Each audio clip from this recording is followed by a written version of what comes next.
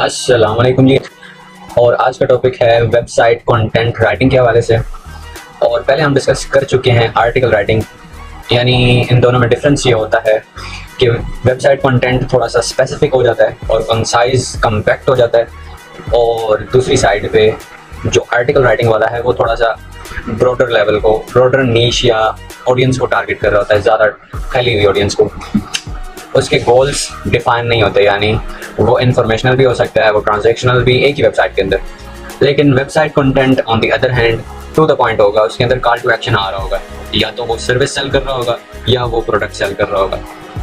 और अब website content किस तरह के हो सकते हैं, इसमें क्या क्या टाइप्स होती हैं इसकी, बेसिकली वो हैं होम पेज हो सकता है। होम पेज अब इसकी मैं डिटेल भी बताता हूँ, फिलहाल इंट्रोडक्शन ही करवा रहा हूँ। होम पेज हो सकता है, अबाउट अस पेज हो सकता है, प्रोडक्ट डिस्क्रिप्शन हो सकती है, लैंडिंग पेज हो सकता है, और सर्विस पेजेस हो सकते हैं, टेस्टिमोनियल्स, रिव्यूज़ हो सकते हैं, एफएक्यूज़ हो सकते हैं, कॉन्टैक्ट अस पेजेस हो सकते हैं, टर्म्स एंड कंडीशन और प्राइवेसी पॉलिसी। अब ये है मेन वाले। अब इसी के दूसरे भी होते हैं, जैसे डिस्क्लेमर हो गया, या बायर वाला पेज होता है, या जहाँ से बाय नाउ के बाद जो पेज आ रहा होता है, वो भी सारे होते हैं। लेकिन मोस्टली जो पेजेस होते हैं ना, यही होते हैं। डिस्क्लेमर भी इसी के अंदर, terms and condition, privacy policy इसी कैटेगरी के अंदर फॉल करता है। तो इसकी डिटेल हम पढ़ते हैं यहाँ से। मैं थोड़ा सा ब्रीफली इसको जल्दी जल्दी बताऊंगा क्योंकि मैंने आपका टाइम कम लेना है। मैं आपको ये लिंक दे दूंगा व्हाट्सएप ग्रुप में भी, और यूट्यूब वीडियो पे, अगर आप यूट्यूब पे देखेंगे तो डिस्क्रिप्शन में आपको ये लिंक मिल जाएगा इसका। खैर, ये आपने अच्छी तरह पढ़ना है अच्छे से समझने के लिए। होम पेज बेसिकली ऐसा पेज होता है जिसके अंदर आपके एक तो टैग लाइन आती है, टैग लाइन हेडलाइन हो सकती है, बेसिकली सेम चीज़ होती है। वो आपके ब्रांड को रिप्रेजेंट करती हो और थोड़ा सा इंगेजिंग वाली अच्छी सी हो, जो साउंड भी अच्छी करे। टैग लाइन काफ़ी सारी इंपॉर्टेंट होती है, जैसे कोक की अपनी टैग लाइन है, और 7up की अपनी, पेप्सी की अपनी, काफ़ी सारी टैग लाइन होती हैं। यू फोन तुम ही तो हो, ये एक टैग लाइन है। जैज़ की अपनी टैग लाइन है, मेरी दिल में नहीं आती इसकी भी। लेकिन कोका कोला की एक टैग लाइन काफ़ी मशहूर हुई थी। वो टैग लाइन तो नहीं, स्लोगन कह सकते हैं उसको। वो एक सीजनल होते हैं उनके स्लोगन्स, जैसे ज़ालमा कोका कोला पिला दे, वो काफ़ी मशहूर हुआ था। ये चेंज होता रहता है हर 6 महीने बाद या साल बाद। और ये हर वेबसाइट को एक किस्म की ब्रांडिंग ही होती है। ये होम पेज पे आ रहा होता है। और होम पेज पे क्या हो सकता है, इंगेजिंग विजुअल्स हो सकते हैं। वो चाहे तो CSS के शक्ल में आ रहा हो, यानी कोडिंग के जरिए किधर से कार्ड घूम के आ रहा हो, कोई इधर से निकल के आ रहा हो। विजुअल इफेक्ट्स हो सकते हैं। और एज ए कंटेंट राइटर ये आपका जानना ज़रूरी है, क्योंकि अगर आप उस वेबसाइट के ऊपर as a home page content write करके उसको देते हैं, तो आपको उसको ये भी समझाना है कि ये आप किस तरह विजुअलाइज करा सकते हैं, किस तरह शो करवा सकते हैं। ये आपके स्किल्स को थोड़ा सा इन्हांस करने के लिए मैंने सारी डिटेल लिखी है, जो कि आपसे रेलिवेंट है लेकिन आपकी स्किल में नहीं आती। यानी कोडिंग आपकी स्किल नहीं है, लेकिन आप सजेस्ट कर सकते हैं उसको।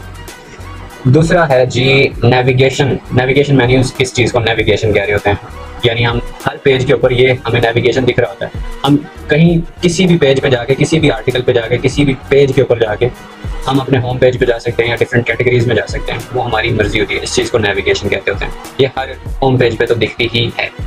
अब मैंने इसकी एग्जाम्पल्स भी दी हैं, ये आपने खुद भी जाके देख लेनी है। मैं सिर्फ 2-3 दिखाऊंगा ताकि आपको आइडिया हो जाए कि होम पेज दिखते कैसे हैं।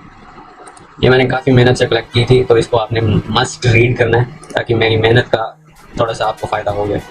ये जैसे अब इस वेबसाइट का नाम है SEOB। इसकी ये टैग लाइन आ रही है, उसकी थोड़ी सी डिटेल आ रही है, नीचे कॉल टू एक्शन आ रहा है, और ये प्रोमिस आ रहा है उसका वेबसाइट का, और नीचे उसके प्रोडक्ट्स आ रहे हैं। इसको प्रोडक्ट भी कह सकते हैं। और इसके अंदर इसकी अब ऑफ़र भी आ रही है, लेट अस फिक्स एवरीथिंग। ये सर्विस भी बेच रहे हैं हम। देख रहे हैं ज़रा एक ही पेज के अंदर कितना कुछ और खूबसूरती से दिख रहा है। विजुअल्स इसको कहते हैं, ये कोडिंग के जरिए आ रही है। अगर कोई क्वेश्चन हो तो बता दीजिएगा आवाज़ में, क्योंकि अभी मैसेज की आवाज़ मुझे नहीं आएगी। आगे जी, अब मुझे यहाँ पे राइट साइड में नोटिफिकेशन भी आ रही है कि मैं उसको डायरेक्ट मैसेज भी कर सकता हूँ। लेकिन ये एक वेबसाइट ओनर की रिस्पॉन्सिबिलिटी है। आप सजेस्ट करें उसको कि आप एक मैसेज बॉक्स रखें प्राइवेट, उसको AI से इंटीग्रेट करवा लें, तो उसका बहुत फ़ायदा होता है। अगर मुझे कोई क्वेश्चन होगा, मैं यहाँ पूछूंगा, मुझे आंसर मिलेगा। मैं वेबसाइट को और विजिट करूँगा बजाय किसी दूसरी वेबसाइट के ऊपर जाने के। इसके ऊपर स्टे करूँगा, इसको फ़ायदा होगा।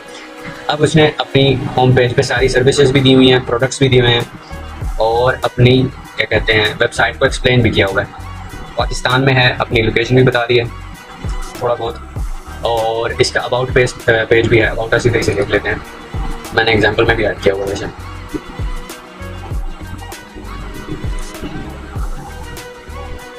अबाउट अस पेजेस में नाम से ही जाहिर है कि कंपनी है, तो कंपनी के बारे में, अगर कोई ब्रांड है, क्लोथिंग ब्रांड है, उसके बारे में हो सकता है, या कोई आपकी ऑनलाइन सर्विस है तो आपकी सर्विस के बारे में हो सकता है, या आपके बारे में हो सकता है। ये डिपेंड करता है वेबसाइट किस चीज़ की है और क्या वो प्रोवाइड कर रही है, प्रोडक्ट है या सर्विस है। इसके ऊपर मिशन हो सकता है आपका कि आप क्या मिशन लेके चल रहे हैं, आपने अपने प्रोडक्ट्स बेचने हैं या आपने सर्विस बेच के क्या लोगों को क्या फ़ायदा पहुंचाना है बेसिकली। उसके बाद पर्सनल जो होता है, मैं आपको ये दिखा दूँ, बल्कि यहाँ पे आवर स्टोरी इंगेज करने के लिए पहले ही उन्होंने अपने ब्रांड स्टोरी डाल दी है। अगर और पढ़ना चाहेंगे तो गेट स्टार्टेड, यहाँ कॉल टू एक्शन दिया हुआ है, यानी अपनी सर्विस बेची हुई है, इस कॉल टू एक्शन को कहते हैं सर्विस बेचना। और यहाँ पे FAQs भी डाले हुए हैं उन्होंने हल्के फुल्के, जैसे कि वो भी पेज में आने थे, वो मैंने डिस्कस जो पहले किए। अब ये खूबसूरत भी लग रहे हैं और कितना अपीलिंग से लग रहे हैं। सेव टाइम और एफर्ट, फिर FAQ और यहाँ पे कॉन्टैक्ट इन्फॉर्मेशन। ठीक हो गया, ये एग्जांपल हो गई आपकी। और आगे आप प्रोडक्ट डिस्क्रिप्शन, या मैं ब्रीफली बता रहा हूँ आपको, ये आपने ज़रूर पढ़ना है सब कुछ। प्रोडक्ट डिस्क्रिप्शन में आपका सबसे पहले आ जाता है प्रोडक्ट फीचर्स, आपके वो हो सकते हैं बुलेट पॉइंट्स में, डिस्क्रिप्शन में, टाइटल में। बेसिकली आपने इंगेजिंग लाइन लिखनी होती है, ये उसके लिए होता है जो ई-कॉमर्स वेबसाइट के लिए। प्रोडक्ट डिस्क्रिप्शन एक अलग बहुत बड़ी फील्ड है ये, इसको आपने ईजी नहीं ले लेना। इसके ये काफ़ी one of the highest paid जो कंटेंट राइटर्स होते हैं वो प्रोडक्ट डिस्क्रिप्शन ही करते हैं। और स्पेसिफिकेशंस बयान करने होते हैं प्रोडक्ट के, टारगेट ऑडियंस को इस तरह टारगेट किया जाता है कीवर्ड ऑप्टिमाइज करने की वजह से, वो स्पेसिफिक ऑडियंस को दिखनी होती है, यानी जो कीवर्ड वो सर्च करेंगे उसको ही दिखेगा वो आपका प्रोडक्ट। तो इसको समझने के लिए आपको काफ़ी टाइम लगेगा, और ये मैंने अमेज़ॉन जब एनेबलर से सीखा था तो उन्होंने बस यही एक काम की चीज़ सिखा पाए थे, और तो तक नहीं सीखा वहाँ से। और अगली बात है जी सिनेरियोस, अब प्रोडक्ट किस टाइप का है और क्या उसकी लोकेशन हो सकती है, कहाँ बेचना चाहिए कहाँ नहीं, ये सारा कुछ आपको पता होना चाहिए प्रोडक्ट डिस्क्रिप्शन लिखते हुए भी। यानी अगर वो अमेरिका बेच रहा है तो अमेरिकन आपने कीवर्ड यूज़ करने हैं, इन USA वगैरह या ऐसा कुछ, ताकि वो वहीं शो हो सर्च करने वालों को। सोशल प्रूफ इस चीज़ को कह रहे होते हैं, यानी अपने हर पेज पे आपका सोशल मीडिया वाला एक्सेस आ रहा हो। अब ये मेरे सोशल प्रूफ का फ़ायदा ये होता है कि जो आपका कस्टमर होगा ना, जो लॉयल कस्टमर बनना चाहेगा, वो आपको पहले सोशल मीडिया पे देखेगा, आपको फॉलो करेगा। लेट्स से अगर उसने अभी बाय नहीं ना करना आपका प्रोडक्ट या आपकी सर्विस, तो वो आपको फॉलो करके रखेगा। 3-4 हफ्ते, 5 हफ्ते, महीने गुजर जाएं, लेकिन फिर भी वो आपसे कनेक्टेड रहेगा आपके सोशल मीडिया के जरिए।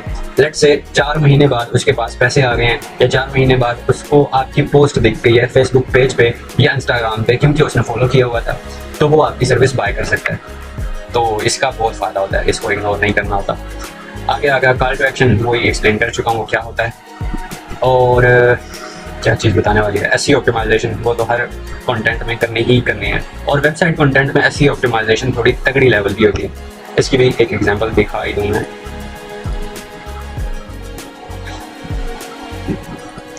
और आगे है लैंडिंग पेज, ये अभी ओपन हो रहा है। अच्छा, लैंडिंग पेज और होम पेज में काफ़ी लोग कंफ्यूज हो जाते हैं कि ये दोनों एक ही होते हैं या इसमें क्या फ़र्क होता है। तो बेसिकली लैंडिंग पेज उसको कहा जाता है कि अगर हमने एक वेबसाइट है ना, जैसे usman.com फॉर एग्जांपल, usman.com के ऊपर गए हैं, जो फर्स्ट पेज हमें दिख रहा है उसको लैंडिंग पेज कहा जाता है। वो होम पेज भी हो सकता है, वो ब्लॉग पोस्ट पेज वाला भी हो सकता है, वो कॉन्टैक्ट अस वाला भी हो सकता है। डिपेंड करता है हमने उसको रीडायरेक्ट कौन सा करवाया हुआ है, वेबसाइट को लैंडिंग पेज कौन सा दिया हुआ है। अब काफ़ी सारी वेबसाइट्स ऐसी हैं जिनका होम पेज डिफरेंट है और लैंडिंग पेज डिफरेंट है, जैसे ऊबर सजेस्ट, उसका होम पेज डिफरेंट है और landing page different. Landing page पे जाते ही आपको ऐड दिखेगा एक, यानी ऊबर सजेस्ट की वेबसाइट के ऊपर। तो इसमें ये फ़र्क होता है। और फॉर एग्जांपल अगर आपका लैंडिंग पेज होम पेज है तो आपका होम पेज एक सेपरेट नहीं आएगा, वही आएगा, उसी को आपने लैंडिंग पेज काउंट करना है। ये होप से कंफ्यूजन दूर हुई होगी। लेकिन लैंडिंग पेज में सिर्फ एक ही पेज बनाता है मोस्टली, जो है ना, तो वो लैंडिंग पेज का करते हैं, तो वो जैसे एक ही पेज है जिसमें और कोई पेजेस नहीं, वो होगा सिंगल पेज वेबसाइट का, वो भी एक टर्म है। किसी को वो अक्सर क्लाइंट लैंडिंग पेज ही कहते हैं। नहीं, लैंडिंग पेज की सेंस जो है ना वो यही है कि जो फर्स्ट पेज लैंड करवाते हैं ना हम वेबसाइट के ऊपर एक रीडर को या कंज्यूमर को या बायर को, उसको लैंडिंग पेज कहा जाता है। लेकिन वो खैर गलत कहते होंगे, आप चलो सही बना के दे रही हैं जो चाहते हो। अब ये होती है प्रोडक्ट डिस्क्रिप्शन, और इसका टाइटल के अंदर कीवर्ड ऑप्टिमाइज है, इसके डिस्क्रिप्शन के बुलेट पॉइंट्स के अंदर, हर बुलेट पॉइंट के अंदर कीवर्ड के सिनोनिम भी ऑप्टिमाइज है। ज़रूरी नहीं है आपने सेम कीवर्ड बार बार लगाना है, उसके सिनोनिम यूज़ करने होते हैं। और फिर नीचे आ जाए तो इसकी डिस्क्रिप्शन भी होती है, अक्सर प्रोडक्ट की होती है, अक्सर की नहीं होती। ये वाली अब शॉर्ट सी डिस्क्रिप्शन भी है इसकी।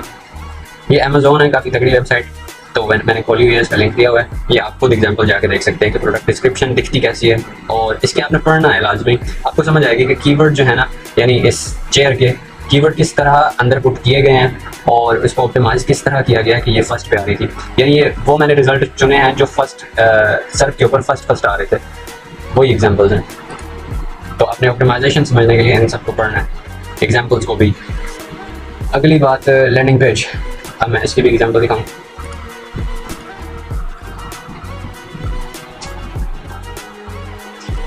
अब ये वाली एक वेबसाइट थी जिसके लैंडिंग पेज यही दिख रहा है आपके सामने, लेकिन इसका होम पेज डिफरेंट है, और बल्कि इसकी एग्जांपल्स दिखाई हैं इसके अंदर। सॉरी, लैंडिंग पेजेस किस तरह के हो सकते हैं उसकी एग्जांपल्स हैं। और सिंगल पेज वेबसाइट भी बाय द वे एक चीज़ होती है।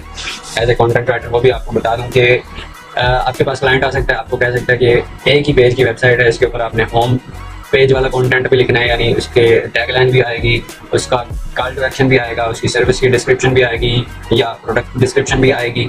सारा कुछ एक पेज के अंदर इस तरह से लिखना है कि वो खूबसूरत भी लगे, ऑप्टिमाइज भी हो। ये उसका सीन होता है सिंगल पेज वेबसाइट का। मोस्टली ये सर्विस वाली होती हैं, प्रोडक्ट वाली सिंगल नहीं होती। आगे आ गया सर्विस पेजेस। सर्विस पेजेस नाम से ही जाहिर है कि इसके ऊपर सर्विस बिक रही होती है, और सर्विस की पहले डिस्क्रिप्शन आ जाएगी, सर्विस अपनी मतलब आप अपनी बयान करेंगे, या अगर आपकी कंपनी है तो उस कंपनी का थोड़ा सा इंट्रो, फिर उसकी डिस्क्रिप्शन की क्या क्या सर्विसेज दे रहे हैं, बेनिफिट्स, और थोड़े से प्रोमिसेस और कॉल टू एक्शन एंड पे। ये सारा सीन होता है, प्राइसिंग वगैरह सब कुछ ये आपने पढ़ना है लाजमी। और इसकी एग्जांपल भी देख लीजिएगा। टेस्टिमोनियल्स क्या होते हैं, रिव्यूज़, ये दोनों एक दूसरे से मिलते जुलते वर्ड ही हैं। और सर्विस पे जैसे सर्विस वेबसाइट्स है ना, उसके अंदर एक पेज हम रख सकते हैं टेस्टिमोनियल्स या रिव्यूज़। वो वाले हो सकते हैं जैसे हमारे कोई प्रीवियस क्लाइंट हो, उन्होंने हमें रिव्यू दिया हो, जैसे फाइवर के ऊपर मिलते हैं, हम उनके स्क्रीनशॉट भी लगा सकते हैं, या हम एक ऐसा पेज बना सकते हैं जिसके अंदर बायर आके खुद हमारे लिए रिव्यू लिखे। वो हो सकता है पॉजिटिव या नेगेटिव, वो आपकी मर्जी है, उसको अलाउ करें या डिसअलाउ, क्योंकि कंट्रोल आपके पास होते हैं। तो आप वो एक उस पेज के ऊपर शो होने लग जाते हैं, उनके कमेंट्स, बेसिकली फीडबैक। तो इसका बहुत फ़ायदा होता है कि न्यू आने वाले क्लाइंट को जब आपका वो देखेगा, रिव्यू पेज देखेगा या टेस्टिमोनियल पेज, तो उसको क्रेडिबिलिटी दिखेगी आपकी वेबसाइट के अंदर और आपकी स्किल्स के अंदर। तो इसका होना भी ज़रूरी है। अब इसके अंदर भी एसईओ वाला फैक्टर मैटर करता है, क्योंकि आप उसके अंदर कीवर्ड ऑप्टिमाइज इस तरह से कर सकते हैं उनको आंसर देते हुए, यानी वो फीडबैक देंगे, आप उनको शुक्रन और ये लिखते लिखते भी कीवर्ड ऑप्टिमाइज कर देंगे, और न्यू कोई और सर्विस पिच कर सकते हैं। काफ़ी सारे फायदे होते हैं इस चीज़ के। आगे आ गया FAQs, और काफ़ी टाइम हो रहा है। FAQs में बेसिकली कॉमनली जो आस्क क्वेश्चंस होते हैं, एक टू द पॉइंट वाले, फजूल वाले नहीं, यानी डिजिटल मार्केटिंग की सर्विसेज हैं। तो अब उसके अंदर लोगों के जो कॉमन क्वेश्चन होंगे ना डिजिटल मार्केटिंग के लिहाज से, वो आपने उसके अंदर ऐड कर लेने होते हैं, और वो हो सकते हैं 10, 20, 30 जितने भी आप लिख के उसको मैनेज कर सकें, लेकिन थोड़े से कंसाइज होने चाहिए, ज़्यादा लंबी नहीं छोड़नी। अगला है जी कॉन्टैक्ट अस पेज। बेसिकली वही नाम से जाहिर है कि इसके अंदर अपने कॉन्टैक्ट इन्फॉर्मेशन इस तरह खूबसूरती से दिखाई होनी चाहिए। इसकी एग्जांपल आपने देख लेनी है। और टर्म्स एंड कंडीशन, और ये होती है मोस्टली गूगल के लिए, आपने अपनी वेबसाइट की टर्म्स एंड कंडीशन रखनी है। मुझे नहीं लगता कोई रीडर देखता भी है आजकल ये चीज़, लेकिन ये गूगल देखता है, तो उसके लिए हमने रखनी होती है। प्राइवेसी पॉलिसी भी गूगल ही देख रहा होता है। ठीक हो गया। और ये मैंने as example call to action दिया हुआ है यहाँ पे गिफ बना के कैनवा से। ये हो गया डन। थोड़ी सी एग्जांपल्स और मैंने थोड़ा सा डिस्कस करना था। हाँ जी, कीवर्ड रिसर्च ये खैर अभी करते हैं। नीचे हो गया। हाँ जी, 10 differences between website content and article writing. तो पहला डिफरेंस है पर्पस का। वेबसाइट कंटेंट जो होते हैं ना, वो बिजनेस के, एक बिजनेस है ना आपका बिजनेस, वो प्रोडक्ट वाला भी हो सकता है, सर्विस वाला भी हो सकता है, उसके गोल्स डिफाइन कर रहा होता है, उसको आपके ब्रांड को एंडोर्स कर रहा होता है, प्रमोट कर रहा होता है, और ट्रैफिक लाने के बारे में सोच रहा होता है एक वेबसाइट कंटेंट, यानी वेबसाइट पेज बेसिकली। और वो इस तरह से कि वो डायरेक्टली ऑप्टिमाइज होता है और टारगेट ऑडियंस को मतलब पिच कर रहा होता है कॉल टू एक्शन से और इस तरह के टैक्टिक्स से, टैगलाइन वगैरह से। और आगे आ गया article writing on the other hand, informational हो सकता है या जनरल ऑडियंस को टारगेट कर रहा हो सकता है।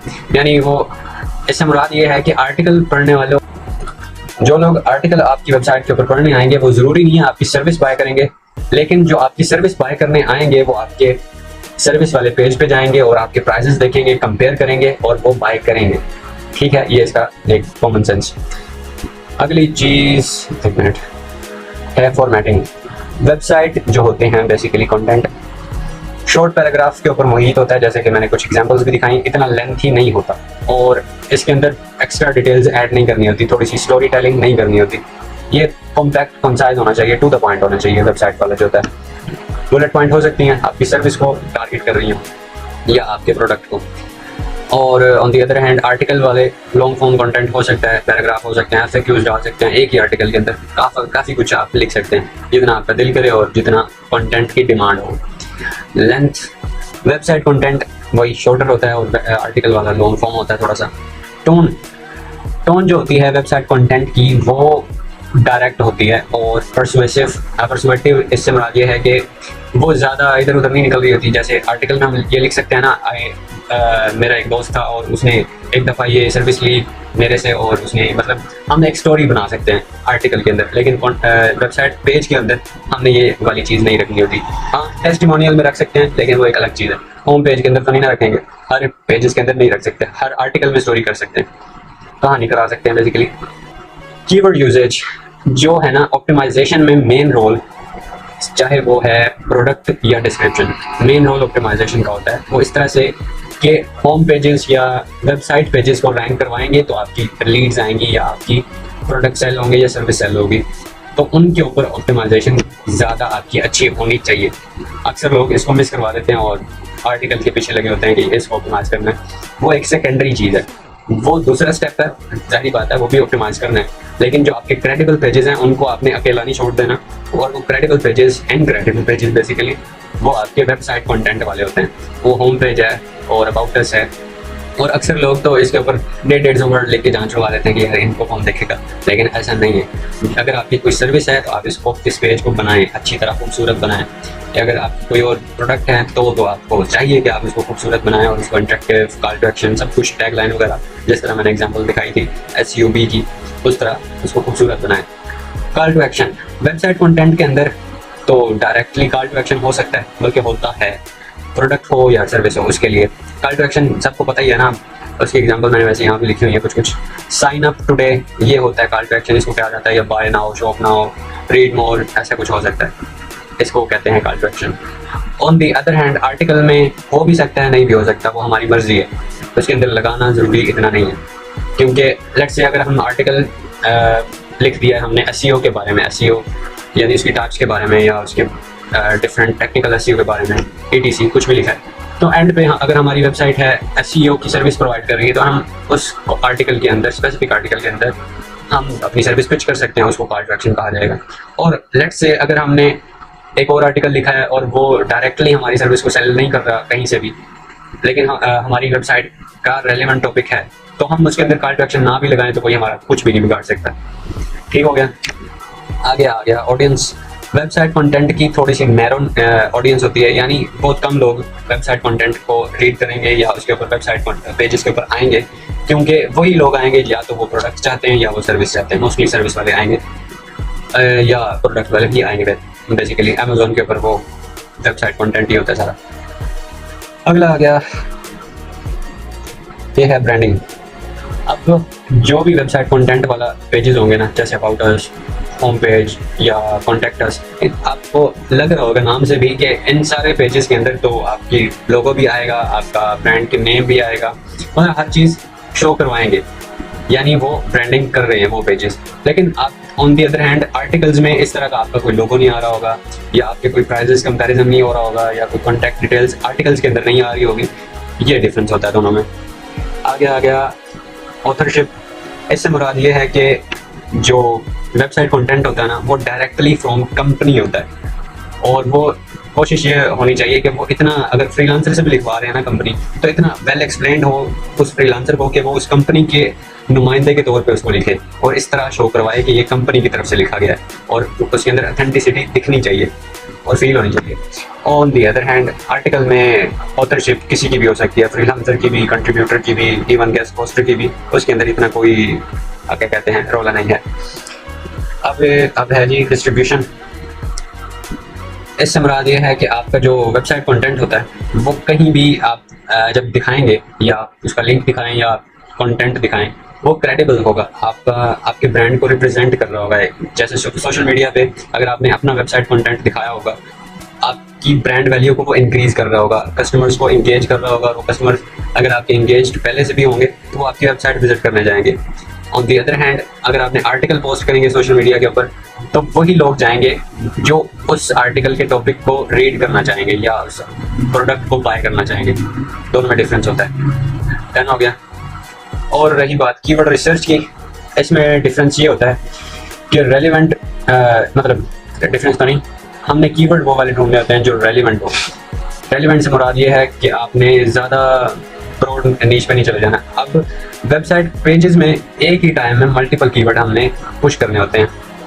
इससे मुराद ये कि मल्टीपल कीवर्ड के ऊपर काम करना होता है, उनकी ऑप्टिमाइजेशन पे। मल्टीपल आपने ये लेट नहीं कर लेना 100 नहीं, 2 या 3 वो वाले कीवर्ड जिनको हमने काफ़ी अच्छे से सर्च कर लिया, उसका सर्च वॉल्यूम हमने देख लिया, कंपटीशन देख लिया, सर्च वॉल्यूम अच्छा है, कंपटीशन लो है, फिर वो कीवर्ड उठाने हैं 2 या 3।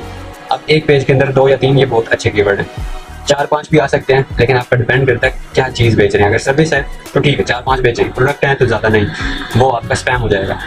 क्योंकि ये पेजेस वो होते हैं कि आप लॉन्ग फॉर्म कंटेंट नहीं लिखना होता, तो शॉर्ट होगा, जितना अच्छे से उसको मेंटेन किया हो, उसके सिनोनिम यूज़ किए हों, उतना आपके लिए बेहतर है।